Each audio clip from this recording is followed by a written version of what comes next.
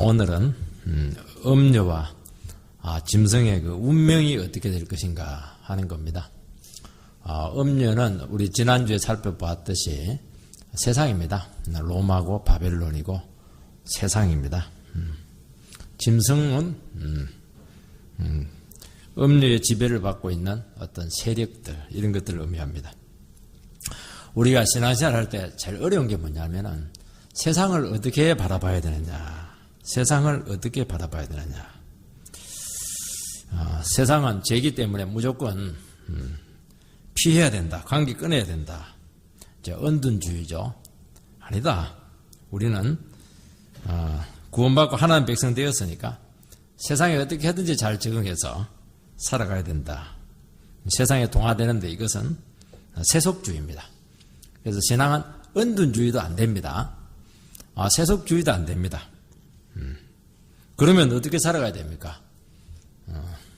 우리는 세상에 두 다리를 내리고 살아야 됩니다. 그걸 거부하면 안 됩니다. 그냥 머리는 하늘에 있어야 됩니다. 다리는 땅에 있고 머리는 하늘에 있어야 됩니다. 우리의 원래 소속은 하늘이고 현실 살아가는 것은 세상입니다. 그러니까 머리 갖고 뭐 해야 됩니까? 머리 갖고 계속 하늘의 사상을, 하늘의 생각을 자꾸 이 땅에 가져와서 실천을 해야 됩니다. 말씀으로 자꾸 우리에게 주어진 세상을 파악을 하고 재해석해서 절대로 이 세상 속에 파묻히지 않도록, 소속은 하나님 나라인데 이 세상에서 하나님의 것을 가지고 세상을 새롭게 하는, 이게 뭐냐니까 빛과 소금의 그런 삶을 살아가는 것입니다. 여기 되기 위해서 제일 중요한 게 뭐냐니까 세상의 실체가 뭐냐, 세상의 본질이 뭐냐. 이제 이게 제일 어려운 문제입니다. 이것이 안 돼버리면은 결국에는 우리는 세상이 너무 좋기 때문에 세상에 파묻혀서 마귀에게 끌려다니다가 인생이 망하는 겁니다. 여러분, 사기꾼들이 얼마나 말을 잘합니까? 너무 말을 잘해가지고 감동이 됩니다. 그래서 무조건 그냥 사기를 당합니다. 근데 저 사람이 사기꾼이다 하는 걸 알면 아무 상관이 없습니다.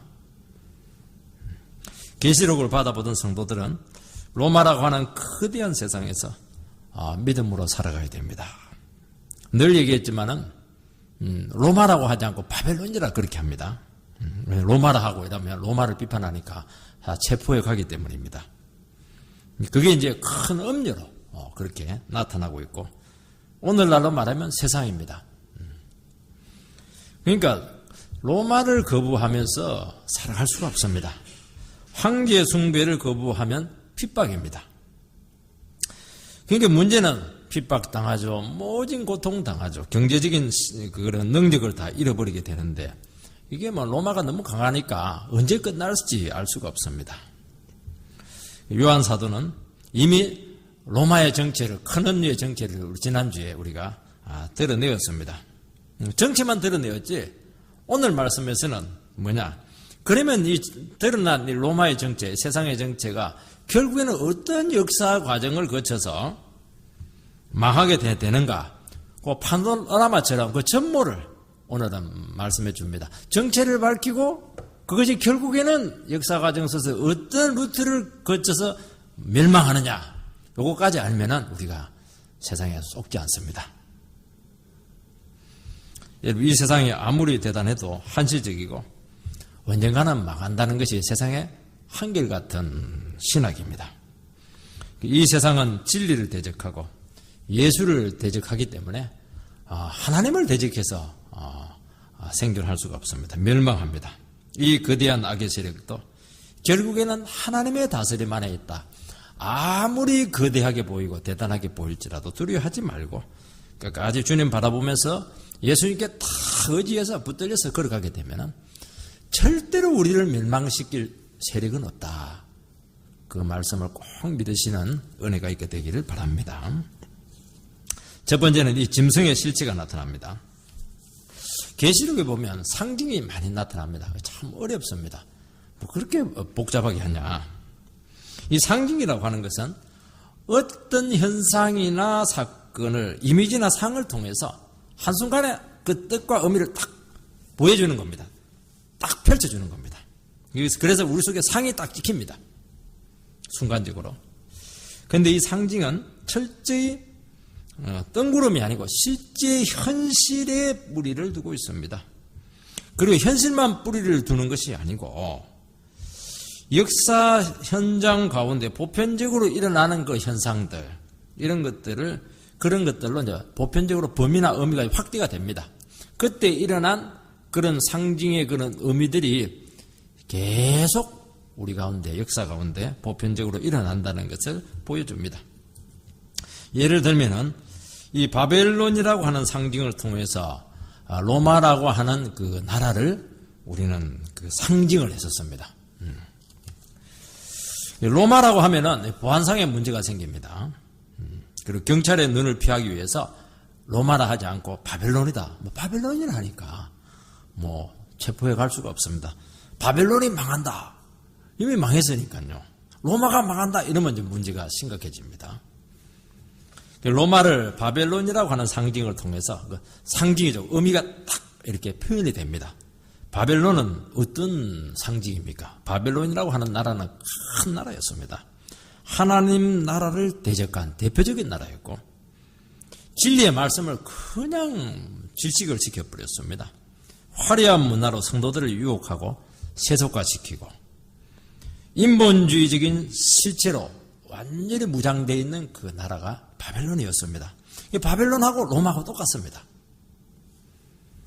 요한은 환상을 통해서 상징을 보게 되는데 너무 이상하게 생각하고 있었는데 천사가 이제 그 비밀을 하나씩 밝혀줍니다. 세상에서는 비밀이지만 예수 믿는 사람들에게는 비밀이 아닙니다. 세상 사람들이 가르쳐줘도 몰라요. 모릅니다. 7절 말씀을 읽어보면 천사가 이르되 왜 놀랍게 여기느냐 내가 여자와 그가 탄 7머리와 10뿔 가진 짐승의 비밀이 나오죠. 무스테리온. 비밀을 내게 이르리라. 비밀인데 사실은 우리에게는 비밀이 아닙니다. 그런데 비밀 같아요. 오늘 말씀이 그래서 참 어렵게 보입니다. 근데 그렇게 어려워할 필요가 없습니다. 맥을 딱 잡으면은 고구마 줄기처럼 하나씩 풀려 나오게 되어 있습니다. 요한이 이상하게 여긴 것은 붉은 짐승을 타고 있는 음녀 여자입니다. 그리고 괴물이 나타나는데 머리가 7입니다. 그리고 뿔이 10개를 가진 짐승이 나타납니다. 용이 나타나고 짐승이 나타납니다. 요걸 좀 여러분들이 잘 좀 기억을 해야 됩니다. 용은 뭐냐? 용은 이제 사탄입니다. 마귀의 왕이죠. 귀신의 왕입니다. 그러면 짐승은 뭐냐? 짐승은 사탄의 그런 앞잡이 노릇을 하는, 어떻게 보면은 실제 역사 현장 가운데서 실제로 나타나서 사탄의 역할을 하는 어떤 세력들, 어떤 사건들을 이야기하는 것입니다. 예를 들어서 이제 악한 정치 권력들, 이런 것들은 북한의 지금 정권 같은 거, 이런 경우에는 짐승이죠, 짐승. 그리고 적그리스도, 이단들, 이런 것들은 뒤에서 용이 전적으로 조종을 합니다. 그걸 짐승이라고 합니다. 그래서 용은 눈에 안 보이고 짐승은 우리 삶의 현장 가운데서 실제적으로 나타나서 막 그냥 세상을 어지럽히게 만드는 이 모든 것들을 짐승이다. 그렇게 생각을 하면은 상당히 그 이해가 쉽습니다. 8절 말씀을 읽어보면은 내가 본 짐승은 전에 있었다가 지금은 없으나 장차 무주갱으로부터 올라와 멸망으로 들어갈 자니 땅에 사는 자들로서 창세 이후로 그 이름이 생명책에 기록되지 못한 자들이 이전에 있었다가 지금은 없으나 장차 나올 짐승을 보고 놀랍게 여기더라. 계속 지금 어려운 말씀들만 하고 있습니다. 천사는 먼저 음녀에 대해서 말하지 않고, 음녀는 늘 얘기했듯이 로마입니다. 바벨론이고 세상입니다. 짐승에 대해서 지금 설명을 합니다. 짐승은 사단의 사주를 받는 어떤 실체입니다. 실체. 전에 있었다가 지금은 없으나 장차 무주갱으로부터 올라와서 멸망으로 들어갈 자다. 요게 이제 짐승의 실체입니다. 전에는 있었다가 지금은 없고 앞으로는 나타날 존재다. 굉장히 그 철학적인 표현을 쓰고 있는데 어려울 거 하나도 없습니다. 신출기몰한 존재다. 역사 진행 과정 속에 나타났다가 사라졌다가 없어졌다가 나타났다가 반복하는, 그러다가 결국에는 멸망으로 빠지게 되는 그런 존재가 짐승입니다. 여러분, 유럽은 항상 어떤 어려운 문제가 터지면 이 나치 망령, 이걸 굉장히 두려워합니다.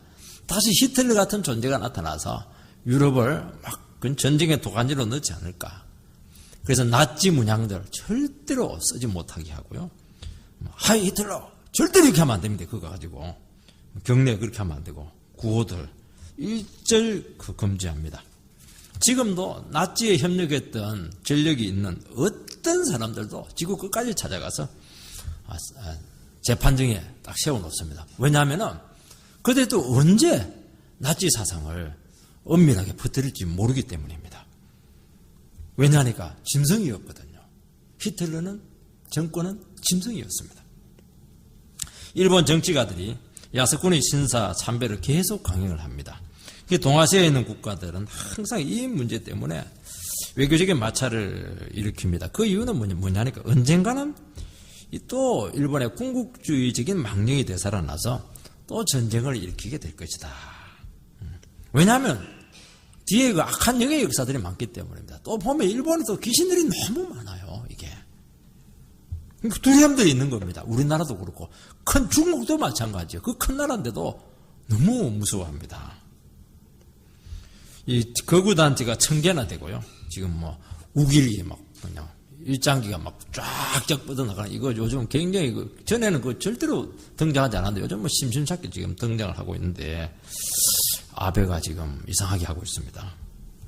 마찬가지로 이 세상에서 하나님을 대적하는 악한 세력들은 사라졌다가 또 기회만 되면 또 살아났다가 또 모양을 다르게 해가지고 괜히 어떻게 하든지 그냥 나타나서 세상을 다시 한 번 더 뒤집으려고 하는 그런 일을 반복을 하고 있습니다.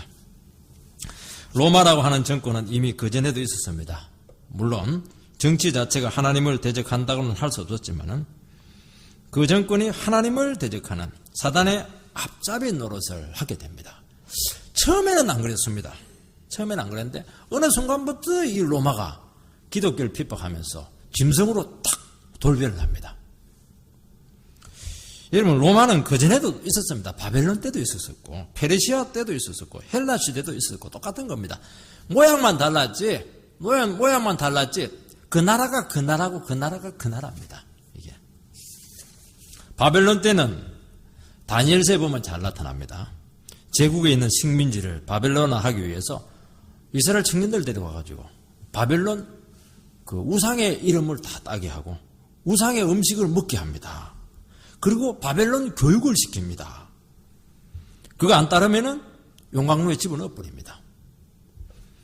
페르시아는 더 고도의 동화 정책을 씁니다. 바벨론은 좀 하는 게 무식해요. 용광로에 집어넣어 버리고 이렇게 하는데 페르시아는 페르시아의 시장 굉장히 그 세련되게 하는데 사람들을 철저히 세속화시켜서 자연스럽게 세상에 동화되게 만드는 그런 나라가 페르시아입니다. 모양만 달라져 똑같습니다. 그래 에스더서에 보면은 하나님의 백성들이 바벨론 때보다 더 신앙을 잃고 동화된 것을 알 수가 있습니다. 그 다음에 나타난 제국이 뭐냐? 헬라 제국. 알렉산더 대왕이지 않습니까? 전 세계를 헬라화합니다. 알렉산더 대왕은 헬라 문화의 전도사를 자임합니다. 이 사람은 자기를 군인이라고 생각을 안 했습니다. 자기는 전도사다. 총신신학교도 안 나온 사람이 자꾸 전도자라고 그렇게 했었습니다. 철저한 인본주의를 퍼뜨렸습니다. 서양의 문명은 두 뿌리가 있는데 하나는 헬라 문화의 뿌리가 있고 하나는 히브리 문화 뿌리가 있습니다. 이것은 적대적입니다. 하나님 중심, 인간 중심이죠. 이 두 세력은 반드시 충돌을 하게 되어 있는데 어디에서 충돌을 했느냐? 유대에서 이 두 문화가 충돌하게 됐는데 이 충돌의 증거가 뭐냐면 마카비 전쟁입니다. 마카비 전쟁. 그냥 헬라 제국이 무너뜨리게 했을 때 막 이스라엘 사람들이 막 일어선 것입니다. 군사력과 통신과 도로망으로 이거적인 사상을 온 세계에 로마는 퍼뜨렸습니다. 로마는 헬라 문화의 토대 위에 건설된 나라입니다. 똑같은 거예요, 이게. 똑같습니다. 바벨론, 페르시아, 헬라, 로마 모양은 달리하고 세력은 조금 차이가 있었지만 근본 뿌리는 똑같은 짐승입니다. 짐승. 그래서 어떻게 불러야 됩니까? 짐승. 남자들이 여자들이 남자들 못된 남자 부를 때 짐승 이렇게 하지 않습니까? 똑같은 게 이게. 로마는 처음에는 상당히 민주적이고 합리적인 나라였습니다. 그런데 제국화가 되고 황제가 등장하면서 변질이 됩니다. 작은 도시였는데 로마는 절대로 제국이 될 수 없는 정치구조, 정신구조를 갖고 있었는데 이 변신을 딱 합니다. 짐승이 딱 짐승으로 돌변하면서 변신을 합니다. 정치구조를 바꾸고 효율성과 법으로 통제를 하고 그리고 주위 나라에 있는 모든 이게 제일 우상을 전부 다 끌어들여서 만신제를 만듭니다. 그리고 황제 숭배를 통해서 전 제국에 있는 나라들과 백성들을 지금 하나로 엮으려고 하는데 이게 뭐냐니까 뒤에 사단이 조종을 하고 있고 이 짐승으로 악한 정치 체계의 짐승을 통해서 이 제국을 확장시키려고 했던 것입니다. 근데 여러분 이 세상에 있는 것은 되게 첫 출발은 건전합니다. 어느 순간 딱 도를 넘게 되면서 하나님을 대적하는 그런 양상으로 바뀌게 되고 그것 자체가 악을 조장하는 악의 온상이 된 기지가 됩니다. 그러면 이제 하나님과 대결을 해야 됩니다. 여러분 서양 음악의 뿌리는요 전부 다 교회 음악입니다. 우리나라는 전부 다 무속이입니다. 우리나라는 전부 다 무당에서 나온 거예요 이게 근본적으로 따지고 보면은. 근데 서양 음악은 교회에서 나왔습니다. 근데 어느 순간 세속성을 노래하고 요즘은 선정적이고 폭력적이고 사단을 숭배하는 악한 음악들이 지금 주류를 이루고 있습니다. 여러분 컴퓨터가 처음에는 인간 삶에 큰 유익을 주었지만은 지금은 제 은밀한 온상의 도구가 되고 있습니다. 여러분 오늘 세상과 사회 대세는 진리를 거부하는 방향으로 나갑니다. 이게 뭐냐니까 짐승이 하는 겁니다. 사단의 사주를 받는 짐승은 세상을 어떻게 만드느냐 어떻게 하든지 진리를 비틀어 뿌리고 하나님을 거부하게 하고 믿음을 잃게 만들고 죄를 짓게 만드는 이런 쪽으로 자꾸 사람들을 이렇게 그렇게 만들어 간다는 것을 기억을 해야 됩니다. 이와 같은 악한 세력들의 그 근원은 짐승이 있었던 무지경입니다. 무지경에서 나왔죠. 무지경은 지옥인데 지옥에서 나온 것이고 이 모든 것들은 사단에게서 연류가 되는 것입니다. 그럼 우리 악한 본성도 마음속에 이게 사단의 역사를 받으면요 이게 악한 본성에서 모든 악한 것들이 다 나옵니다.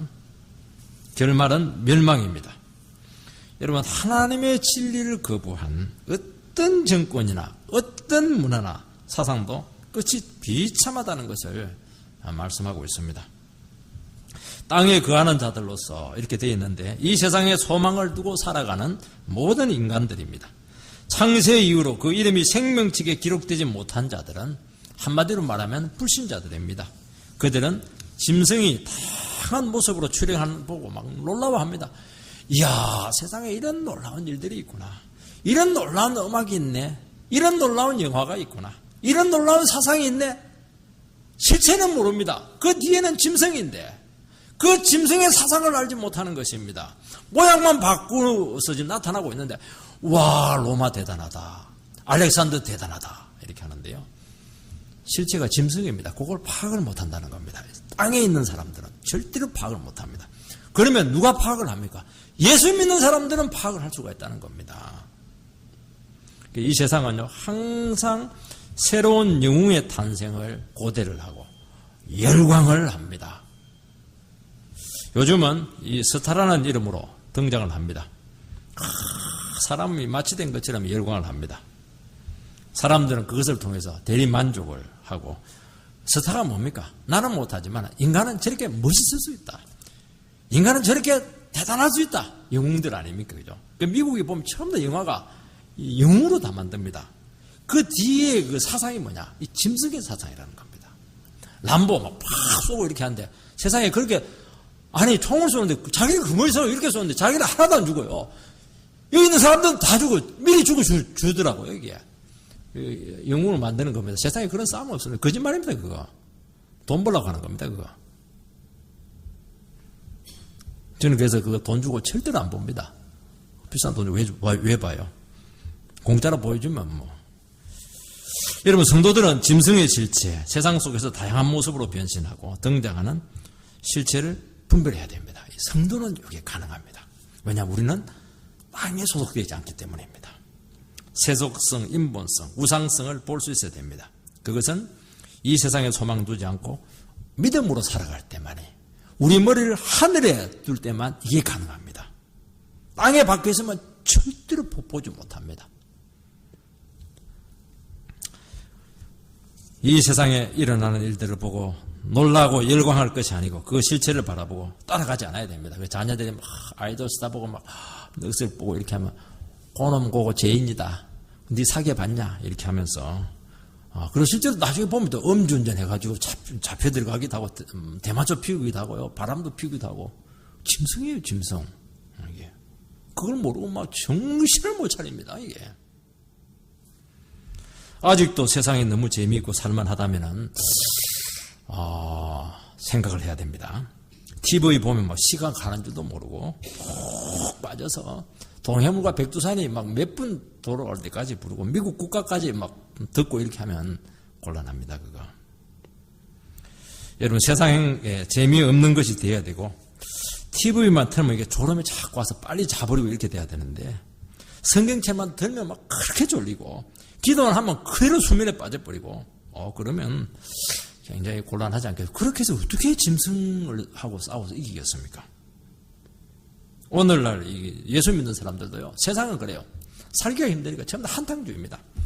그냥 한탕 대박을 터뜨리고, 그냥 로또 복권 해가지고 그냥 싹쓸이 해버리고, 이게 짐승이 하는 겁니다. 영혼을 망가뜨리는 거거든요. 그렇게 해서 한탕이 돼도 그 영혼은 망하는 겁니다. 성경은 그걸 원치 않아요. 우리는 정상적인 근로를 해서 정상적인 수입을 얻고 하나님의 축복으로 받아야 되는 것이지, 한탕주의, 그거는 짐승이 부추기는 겁니다. 그 한탕한 사람 뒤에 너무나 많은 사람들이 망하게 돼 있고, 자기도 결국에는 영혼이 썩어서 망하는 겁니다.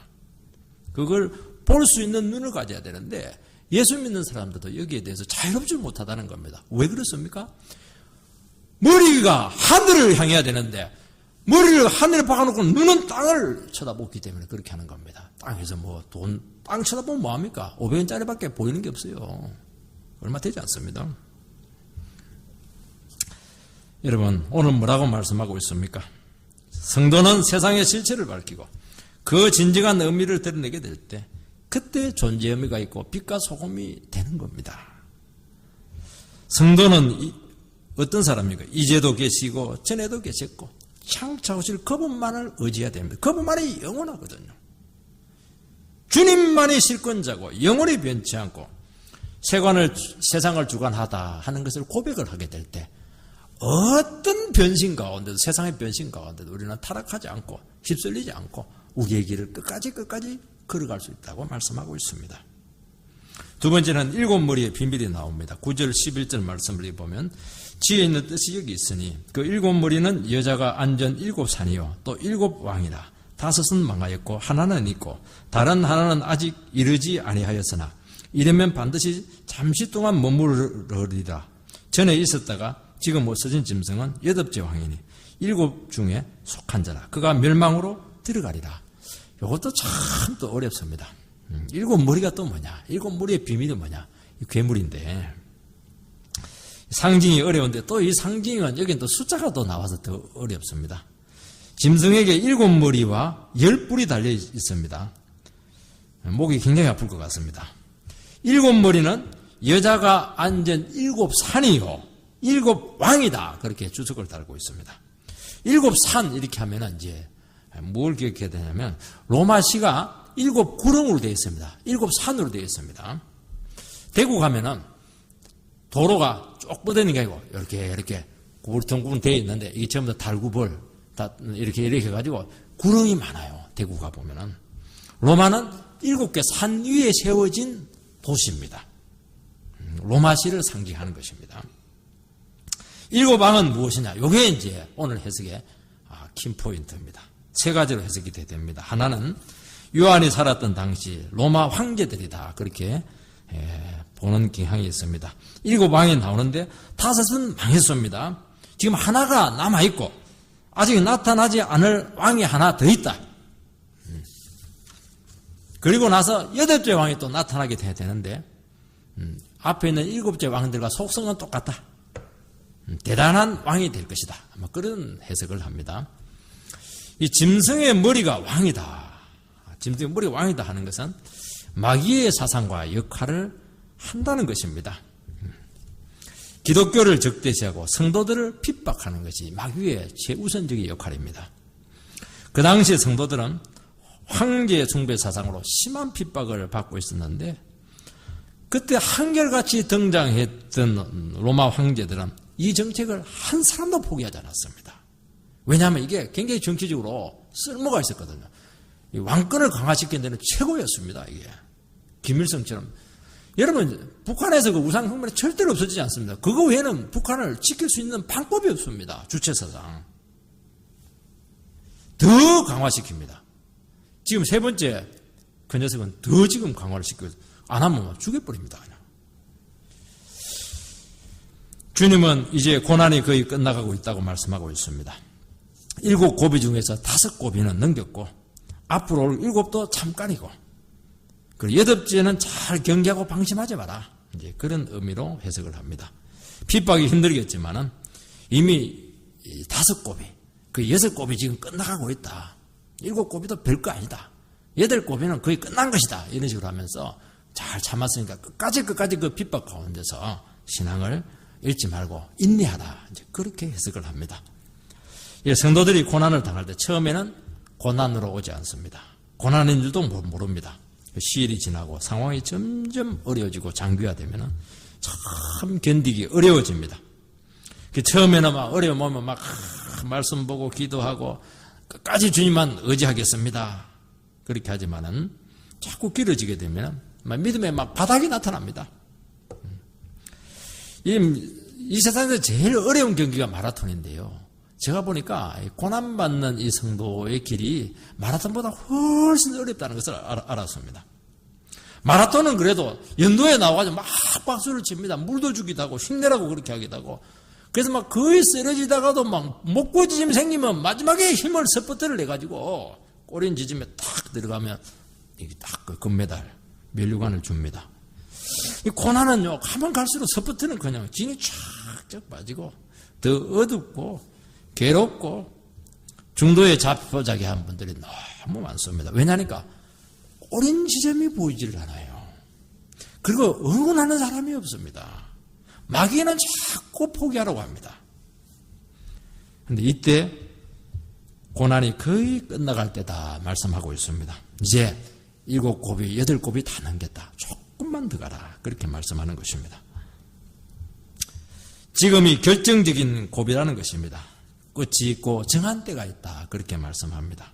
여기까지 정말 중요한 고비들은 다 넘겨왔고 뒤에 것은 그렇게 지금까지 잘 해왔기 때문에 그 힘으로 그냥 밀어붙여버리면 된다는 겁니다.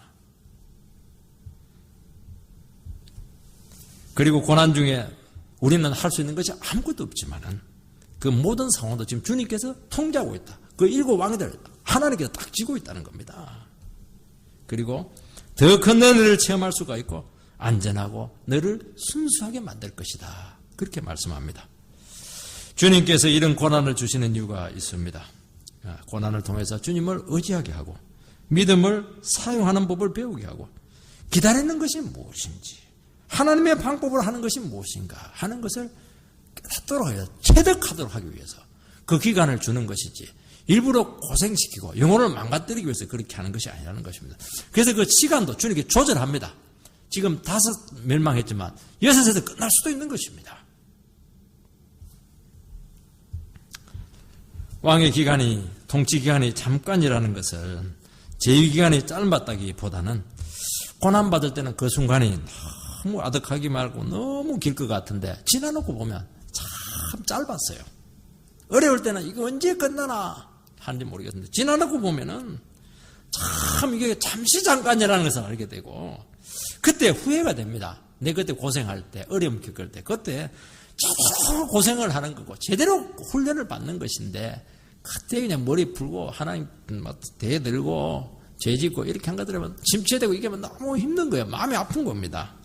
그때 더 기도하고 더 예배드리고 막 그 고통스러운 가운데 와서 그냥 새벽 기도하고 이렇게 할 건데 침체돼가지고 막 이틀 밤 사흘 밤을 내리자버리고 이게 뭐 너무 마음이 아픈 것이죠. 그리 하지 말라는 겁니다. 두 번째는 일곱 왕은 그 당시 로마 황제로 보기에는 역사적으로 좀 일치하지가 않습니다. 이것은 인간 권력의 속성을 상징한다. 그렇게 보편적으로 보는 해석이 있습니다. 일곱 왕은 정치 권력이 항구에 일하다. 정치 권력은 계속된다는 그런 이미지를 가지고 있습니다. 일곱은 뭐냐? 일곱은 7이니까 이 권력의 완성을 의미합니다. 지금 일곱 중에서 5가지는 지나게 되었고 6 정도에 지금 있습니다. 그래서 미완의 상태의 권력인 것입니다. 권력의 완성이 7째 통치가 오게 될 것인데 완성된 통치는 지속되지 않는다는 것이고 8째 왕이 짐승이면서 동시에 7에 속한다. 참 어려운 말인데요. 여자가 짐승을 타고 있다. 그렇게 되어 있는데 이것은 로마가 사단적인 정치 권력의 기반 위에 세워졌다는 겁니다. 처음에는 안 그래도 처음에는 참 이 권력이 정상적이고 건전했는데 황제에서 우상을 딱 섬기면서 욕심을 딱 내기 제국화되기 시작하면서 이 짐승의 사상으로 완전히 권력이 앞잡이가 되었던 것입니다. 우리가 읽지는 않았지만 16절에 보면 이 짐승이 막 음녀를 증오합니다. 짐승하고 여자하고는 같은 편이 돼야 되는데 자기들끼리 싸웁니다. 동업자인데 동업자들이 싸웁니다. 로마가 강력한 정치 권력으로 군림했지만 그 권력 때문에 로마는 망한다는 겁니다. 그 이유는 권력은 결국에는 그 뒤에 용의 세력입니다. 사탄의 세력을 얻고 있기 때문에 짐승의 모습으로 항상 등장을 합니다. 여러분, 로마의 권력은 분립되어 있고 서로 견제와 통합을 잘 이루고 있지만은 결국 그것이 권력은 한정되어 있는데 무한대로 나가려고 하기 때문에 결국에는 권력 투쟁으로 나갈 수밖에 없습니다. 이렇게 갈등이 일어나게 되고 나라가 분열이 됩니다. 로마는 원로원하고 황제 사이에 막 계속 싸웁니다. 이 싸움을 한다고 힘이 다 소진되어 가지고 그냥 자체 안에서가 멸망이 되어버렸던 것입니다. 자기들끼리 싸우는 바람에 결국에는 이게 뭐냐면 뒤에 짐승이 있기 때문이고 용이 있기 때문에 그렇게 되었다는 겁니다. 여러분, 교회나 하나님 나라도 이 권력 관계가 있습니다. 목사와 장로도 권력 관계가 될 수가 있어요. 교회와 노예와의 관계도 권력 관계가 될 수가 있습니다. 교회 안에서도 막 경상도파, 전라도파, 뭐 파벌이 막 나눠질 수가 있습니다. 기존 신자, 새로운 신자, 파벌이 나눠질 수가 있습니다. 이 권력 관계지 않습니까, 이게? 그런데 이것은 말씀이 통제하기 때문에 극단적으로 가지 않고 비교적 안정된 구조를 이루고 있습니다. 교회가 안정이 되기 위해서는 어떻게 하냐? 용이 설치지 못하도록, 짐승이 날치지 못하도록 막 말씀을 하고 팍 커부어야 됩니다. 그러면 짐승이 막 도망가 버립니다. 용이 그냥 숨어버립니다. 그 사람들이 겸손해집니다. 그러면서 하나가 탁 되는 겁니다. 여러분, 교회가 하나 되는 것은요, 다른 걸로 안 됩니다. 아무리 밥 사먹고 이렇게 해도요, 돈만 베리지, 밥 사줄 때만 좋아요. 욕할 때 보면요, 세상에 밥만 사준 사람이, 왜냐면 온갖 얘기 다 했거든. 그거 딱 뒤집어내가지고 또 공격한다니까요. 그렇게 하지 마시기 바랍니다. 뭐 어떻게 해야 됩니까? 그냥 말씀을 퍼부어가지고 막 변화되라! 짐승 빼내버려. 어디까지 그 짐승적인 사상을 가지고 교회에서 설치려고 하냐고. 설치지 말라고. 이렇게 해버리면 딱 하나가 됩니다. 이거 외에는요, 교회 하나 될 수 있는 방법은 절대로 없습니다. 목사는요, 우리도 한 가닥 옛날에 했던 사람들이고 다 이리들 아닙니까? 이리가 변해서 양이 됐는데 말씀을 안 먹으면 또 이리로 갑니다. 목사가 살려면 어떻게 해야 됩니까? 쭉 말씀을 전가하면 양이 됩니다. 그럼 목사가 편해져요. 말씀을 못 먹이면 다시 이게 이리가 돼가지고 왜냐하면 목사가 타겟가 되니까 다 뜯어먹습니다. 그래서 저는 내가 살기 위해서 쭉 설교할 수밖에 없습니다. 이게 내가 사는 길입니다. 여담이었지만. 여담이 아니고 굉장히 중요한 겁니다, 이거지. 셋째는 이 계시록에 나타난 숫자는 실제 숫자가 아닙니다. 묵시문학적인 표현입니다.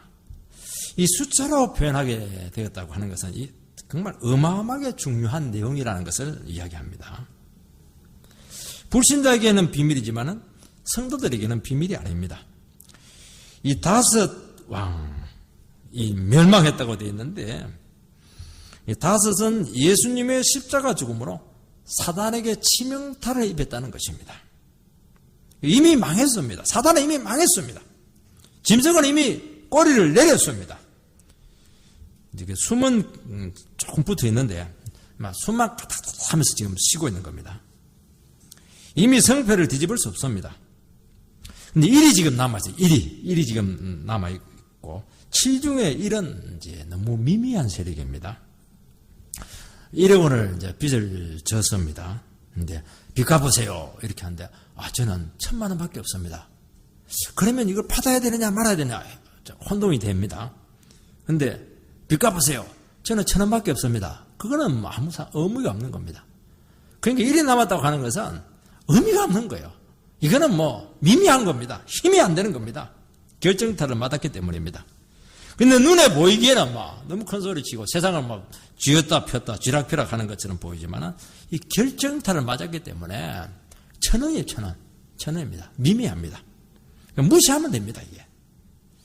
겁을 먹지 말라는 것이죠. 지금 사단이 바둥바둥 떨고 있습니다. 다른 하나는 지금 이루지 않았다. 그렇게 되어 있습니다. 그러니까 가면 갈수록 힘이 떨어지는 것입니다. 6번째가 그렇게 바둥바둥 거리는데 7번째는 더 약한 겁니다. 이제 8째 왕이 나오는데 7째 속한 자인데 끝장난 왕이라는 겁니다.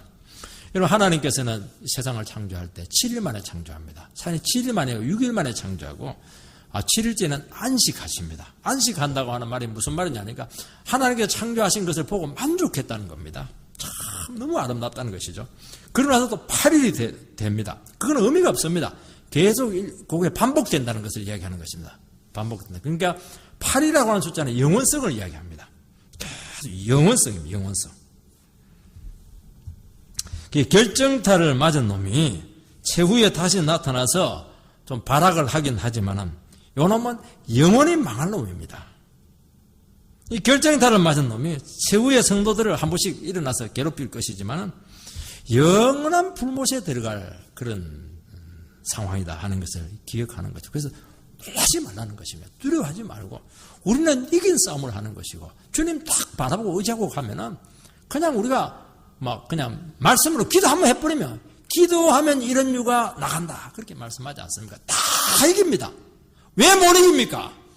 무서워하기 때문에 두려워하기 때문에 실체를 못 보기 때문에 겉만 보고 그냥 두려워 떨기 때문에 사실은 지금 사단이 우리를 향해서 떨고 있는데 우리가 그냥 떨고 있는 겁니다. 누가 큰 소리 하면 그냥 주눅이 들어버리고요. 그냥 회사에서 뭐가 그냥 눌러버리면 그냥 세상에 종말 온 것처럼 내가 손가락 빨고 살아야 되겠네. 그러면서 그냥 침체되고 그렇게 하지 말라는 겁니다. 왜냐하면 우리는 이미 이긴 싸움을 하고 있고 하나님께 그 모든 상황을 지금 지고 있다는 것을 기억을 해야 됩니다. 그런 일이 반복될 것이지만은 그들은 지금 숨만 붙어서 지금 바닥하고 있다 하는 것을 기억을 해야 됩니다. 세 번째는 10불의 비밀이 나옵니다. 12절 13절 말씀을 보면 내가 보던 10불은 10왕이나 아직 나라를 얻지 못하였으나 다만 짐승과 더불어 임금처럼 한동안 권세를 받으리라. 그들이 한 뜻을 가지고 자기의 능력과 권세를 짐승에게 주더라. 아까는 7머리, 7왕인데 이번에 10뿔입니다. 10왕입니다. 7왕인데 이 10왕은 조금 등급이 좀 떨어집니다. 왜냐하면 아직 나라를 이루지 못한 왕이니까 아직 실권이 많지가 않습니다. 이것은 이제 로마의 개성자들, 로마 안에 있는 정치적인 귀족들, 우두머리들, 이 정도로 우리가 해석을 할 수가 있습니다. 우리나라와 다르게, 다른 나라와 다르게 로마는 혈통으로 왕이 되지 않습니다. 원로원의 지지하에 누구든지 왕이 될 수가 있었습니다. 로마가 1000년, 2000년 동안 유지될 수 있는 제일 중요한 비결이 뭐냐? 아들한테 왕을 물려주지 않습니다. 능력자에게 왕을 물려줍니다. 그러니까 로마가 이렇게 지탱이 되는 겁니다. 그런데 이제 마커스 아우렐리우스 왕 때부터 코모두스라고 하는 거 아들에게 물려줍니다. 그때부터 로마 제국 세망사를 쓴 기본인가 그 사람이 이제 그때부터 로마가 망했다. 황제가 아들에게 왕을 물릴 때부터 로마는 쇠락하게 되었다. 그렇게 이제 해석을 많이 합니다. 열이라고 하는 것은 무한성을 의미합니다. 정치라는 것은 완벽하고 무한성을 추구를 합니다. 그러나 정치는 분할되어 있고 반드시 나눠지게 되어 있습니다. 왜냐하면 사단은 나누고 이간질하는 영이기 때문입니다. 다양한 형태로 등장을 합니다. 또 변신을 합니다. 우리나라 정치랑 똑같아요. 떨어졌다 붙었다 떨어졌다 붙었다. 왜 그렇게 합니까? 이해에 따라서 그렇게 하는 겁니다. 그게 무슨 진리가 있습니까? 열왕들이 그들의 능력과 권세를 짐승에게 막 내어줍니다. 왜 내어줍니까? 짐승을 타야 권력이 강화되기 때문입니다. 여러분, 정치 권력이 사단의 앞잡이 노릇을 하는 경향이 대단히 많습니다. 하나님을 대적하는데 마음이 딱 하나가 됩니다. 그래서 사도행전에 보면요, 이 정치 권력들이 교회를 막 핍박을 하는 딱 한 덩어리가 됩니다. 열왕들이 하는 것이 무엇이냐면 14절에 나타납니다. 그들이 어린 양과 더불어 싸우려니와 어린 양은 만주의 주요 만왕의 왕이시므로 그들을 이기실 터이요 또 그와 함께 있는 자들 곧 부르심을 입고 택하심을 받은 진실한 자들도 이긴다. 짐승의 속성을 가진 권력은 최대한 힘을 모아서 어린 양을 대적합니다. 교회를 대적합니다. 예수님을 십자가에 죽게 했습니다. 교회를 핍박했습니다. 오늘날은 이렇게 무자비한 폭력은 없지만은 어떻게 보면 더 교묘한 방법으로 교회와 성도를 괴롭힙니다. 대중매체를 통해서 기독교는 믿을 것이 못 된다. 그런 식으로 얘기하고. 사실은요, 그 죄 짓는 사람들, 세상 사람들은 죄를 먹고 삽니다. 목사 한번 딱 죄 지면요, 신문에 딱 대문자가 나타납니다. 목사도 인간입니다. 그래서 참 조심은 해야 되겠지만요, 세상 사람들은 수백 배의 죄를 더 많이 짓습니다. 이 언론이 조작을 하는 거예요, 이게 쉽게 말해서. 기독교는 믿을 게 못 된다. 그런 식으로 이미지를 아주 나쁘게 만드는 겁니다. 그리고 거짓된 가치관들, 사단적인 인생관들을 막 주입을 시킵니다. 그리고 인생의 근본적인 문제는 죄가 아니다. 돈이 없는 데 있다. 이런 식으로 자꾸 이렇게 물질주의로 사람을 부추깁니다. 그런데 그들의 공격이 결코 승리하지 못합니다. 왜냐하면 어린 양이 만주의 주가 되시고 예수님이 만왕의 왕이 되시기 때문입니다. 주님이 모든 것을 다스리고 통제합니다. 이 세상에서 어린 양을 대적하는 세력은 처음에는 대단한 것처럼 말이 센 것 같이 나타날지 모르겠지만은 또 지지자들은 막 어찌든지 모르겠지만은 얼마 가지 못해서 흔적도 없이 사라집니다. 이게 아이러니입니다, 이게. 우리 예수 믿는 사람들은요, 처음에는 아무것도 아닙니다. 그것이 하늘과 같아요. 그냥 후 불면 날아갈 것 같습니다. 나중에 성령의 역사를 해서요. 나중에 큰 산이 되고 태산이 되게 하고 세상을 딱 지배를 합니다. 참 놀라워요. 세상은 막 대단한 것 같은 나중에 없어요. 흔적도 없습니다. 어린 양 대신 예수님께서 다 물리쳐버립니다. 우리가 모르는 사이에. 겁먹지 말라는 것입니다. 우리의 믿음은요, 정말 약합니다. 막 꺼져가는 그냥 덕불 같아요. 후 불면 그냥 사라질 것 같아요. 이 세상에서 살지 못할 것 같아요. 그런데 계속 말씀의 능력이 나타나고 성령의 역사를 하고 기도와 함께 동반되게 될 때 이게 나중에는 세상이 감당하지 못할 큰 능력과 세력이 되어서 로마를 정복하고 미국을 정복하고 세상을 정복하고 다 정복해냅니다. 이렇게 위대한 것이 복음이라는 것을 꼭 기억하시기 바랍니다. 여러분, 성도는 이 세상에서 악한 세력과 싸워야 됩니다. 부르심을 입고 택하심을 받은 진실한 자들도 이기리로다. 주님께 붙들려 있고 진실하게 살아가면 반드시 승리합니다. 우리가 죄만 짓지 않으면, 하나님만 거부하지 않으면요, 이기지 못할 시험이 없습니다. 우리가 예수께만 붙어 있고 말씀 따라가면요, 절대로 망하지 않습니다. 죽어도 망하지 않습니다. 우리는. 세상에 이런 종교가 어디에 있습니까? 우리는 힘으로 싸우는 것이 아니고 어린 양이 우리 대신해서 싸우십니다. 죽음의 권세를 깨뜨리는 이 부활의 능력으로 다 이겨냅니다. 여러분, 이 세상의 모든 세력과 사상과 문화와 철학은 겉으로는 화려하고 그럴듯 할지 모르겠지만 본질은 거짓말입니다. 거짓말을 저는요, 목회하면 하고 신앙생활 하면 할수록 느끼는 뭐냐, 세상은 전부 다 거짓말입니다. 목사가 이 거짓말 해도 됩니까? 할지 모르겠어요. 거짓말이 아닙니다. 진짜 전부 다 거짓말입니다. 내면으로 들어가면 전부 다 악한 것들입니다. 그런데 문제는 뭐니까 잘 파악이 안 됩니다. 잘 모르겠어요. 말은 그럴듯한 것 같은데, 긴가민가 같은데 모르겠어요. 그럴 때는 모릅니다. 그렇게 겸손하게 주님 앞에 고백하면 됩니다. 그러면 반드시 알게 하고 주님께서 대신 참 것을 분별해서 망할 자는 망하게 하고 살릴 자는 살리는 것입니다. 여러분, 성도는 겉이 아니라 본질을 봅니다. 세상의 정체, 사단의 세력의 속성을 파악하면 이미 승리한 것입니다. 참 놀라워요. 그래서 예수 믿는 사람들이 이 세상을 이길 수 있는 방법은요, 하나밖에 없어요. 겸손하면 됩니다. 겸손하면 돼요. 내가 다 안다. 내가 다 이길 수 있다. 내 푸처럼 잘난 인간 나와라 봐라. 그놈의 인간이 나중에 망칩니다. 그건 뭘 몰라서 그렇습니다. 기도하면 주님께서 지혜 줍니다. 그리고 이 세상을 가만히 보면은 자기 스스로 악한 길을 갑니다. 딱 보면 알아요. 대단한 것 같은데요. 저렇게 하다가 자기 악한 수에 빠져서 자기 발에 걸려서 넘어집니다. 반드시 그렇게 되게 되어 있습니다. 악한 일만 골라서 합니다. 큰 소리 치는데. 보고 있으면 돼요. 놀라지만 않으면 됩니다. 17절 말씀을 읽어보면, 이는 하나님이 자기 뜻대로 할 마음을 그들에게 주사 한 뜻을 이루게 하시고 그들의 나라를 그 짐승에게 주게 하시되 하나님의 말씀이 응하기까지 하심이라. 아무리 세력을 모으고 속이고 이렇게 해도 하나님의 뜻에 응하기까지, 하나님 때가 응하기까지, 그거 하나님 손안에 있다는 것입니다. 여러분, 불순종의 영이 사회를 혼탁하게 하고 우리의 영혼을 망가뜨리려고 하기도 하고, 참 막 역사가, 사단의 역사가 너무 심합니다. 그러나 그 결말은 자기 파괴고, 이 모든 것이 그것도 하나님의 허용하에 있다는 것을 기억해야 되고, 하나님의 뜻만 이루어지게 된다는 것을 기억해야 됩니다. 사단의 역사의 증거가 무엇이냐면 그들 속에 막 의심과 분열의 영을 막 일으킵니다. 자꾸 의심하게 하고, 자꾸 나누지게 하고, 자꾸 미워하게 하고, 이런 식으로 해서 자꾸 찢어 놓습니다.